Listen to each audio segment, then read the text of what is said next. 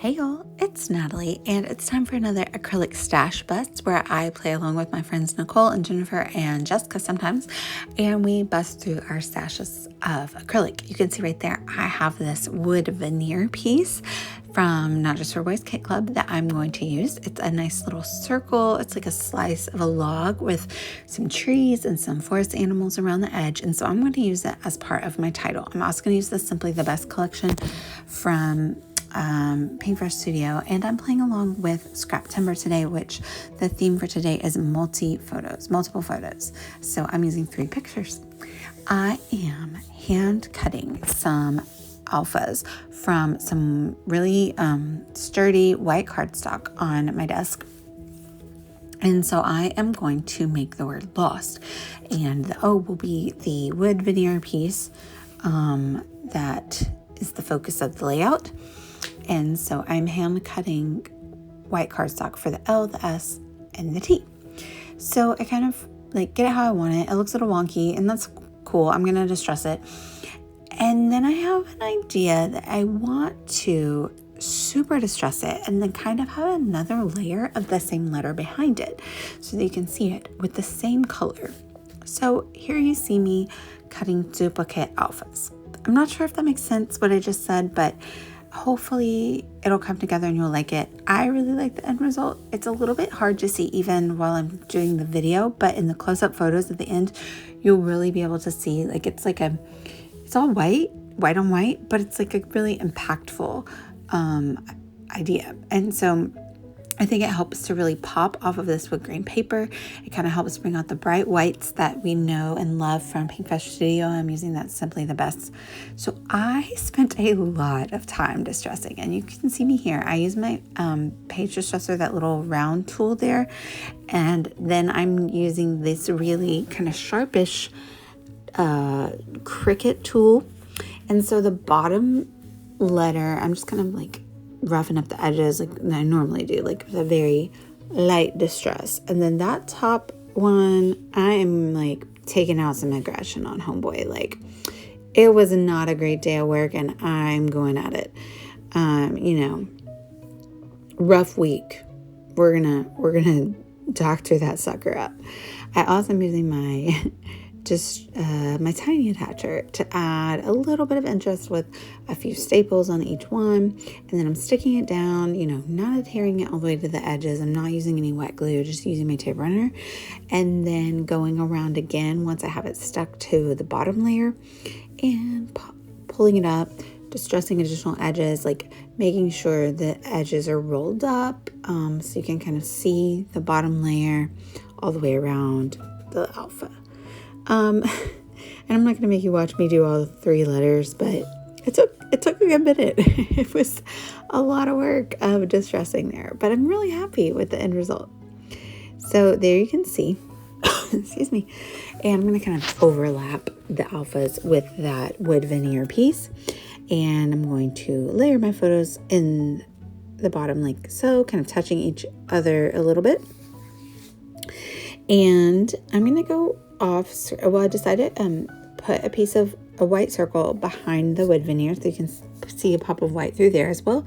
And then I used my Paintbrush Studio Jeff alphas to cut the word get, and I cut each letter twice so I can kind of give the same treatment that I have given my hand cut alphas for the word lost. So that is what I'm going to do now, is I'm going to distress the edges a lot, and they're smaller words or alphas, so there's a little bit more difficult to kind of get in there and rough up all the edges all the way around. So I definitely relied on that little like sharp edge tool there from Cricut. And these are photos of my family and myself in Alaska, in Juneau, Alaska. One of my favorite stops. Like I think my favorite stops were Sitka and Juneau. So yeah, highly recommend. Would love to go back. So I cut this striped paper, sorry I don't know the name, from the Simply the Best collection, and it puts lots of nice blues and greens at the top of here. So again, gonna give it that same treatment as the alphas, gonna rough it up a lot. Gonna add a few my tiny attacher staples, things like that. So this is an acrylic stash bust.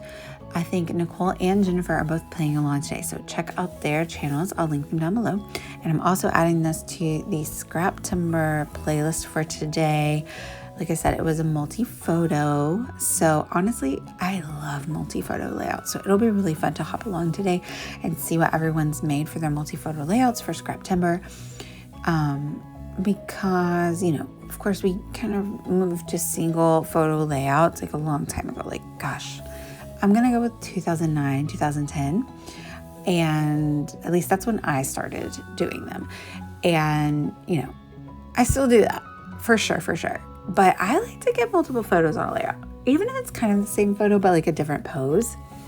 I don't know, multi-photos are my jam. Like, it's not often that I'm only putting one photo, but especially on this layout is a little unique for me because that title's big. Like I intended to make those letters really big. And so to have 3 whole, 3x4 photos and a really big title, that's kind of a lot going on. So that's why you'll see me here. I'm working on the embellishments and I try to add some stuff and I take it away because I'm like, no, let's keep it simple. Let's focus on this giant title and the 3 photos. So I did do a border punch there with some like Notebook paper border punch with the same white cardstock so I can put it down at the bottom. So it'll be another pop of white down there at the bottom.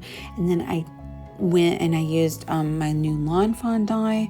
That was cute, right? What was that? It's like I used my new Lawn Fawn die that came with my fringe scallop die, and I cut out 2 little border strips. They're like a stitched border, and I used a lime green paper from P13, Hit the Road collection, and so it really helps kind of match that little lime green that's at the top. So I'm going to just kind of put those 2 little strips at the bottom and overlay them with that bright white notebook paper border. And that was just like another piece that could be like a lot of distress, some texture. I'm going to pop up all those little like fringy pieces there, and it just kind of goes nicely with the vibe. And then I'm going to lay over the top of it that little banner, and that's from our 49th and Market laser cut. It's not from this collection. It's not from the Wherever collection. It's from last year's travel collection. And I'm really sorry. Off the top of my head, I cannot remember it. But it says Traveler. And it's like a little navy blue that kind of matches with the Simply the Best collection. So that's why I chose it. So now I'm popping up the middle photo. I decided to move the middle photo to be the one of the 4 of us.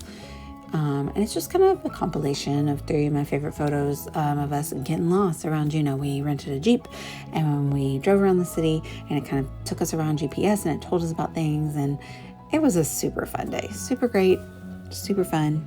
Loved it. We saw so many amazing things that day.